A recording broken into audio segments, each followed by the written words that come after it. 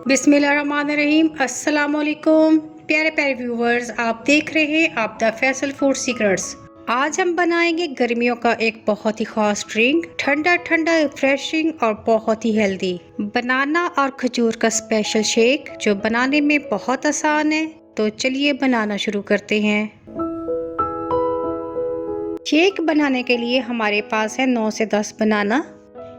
इसे हम छील लेंगे और ब्लेंडर में डालेंगे। अब इसमें ऐड करेंगे 10 से 12 खजूरें, इसकी गुठलियां निकाल लेंगे। थोड़ा सा ड्राई फ्रूट, इसे मैंने भिगोकर 10 मिनट रखा था। 3 टेबलस्पून चीनी, 2 टेबलस्पून कंडेंस मिल्क और हाफ लीटर दूध। आप खुला दूध या डब्बे वाला कोई सा भी यूज़ कर सकते हैं। अब इसे 2 से 3 मिनट ब्लेंड कर लेंगे।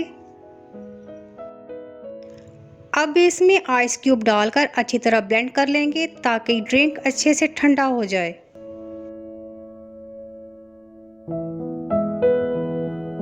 ये देखें जी, माशाल्लाह केले और खजूर का बहुत ही हेल्दी ड्रिंक तैयार हो चुका है आपके लिए।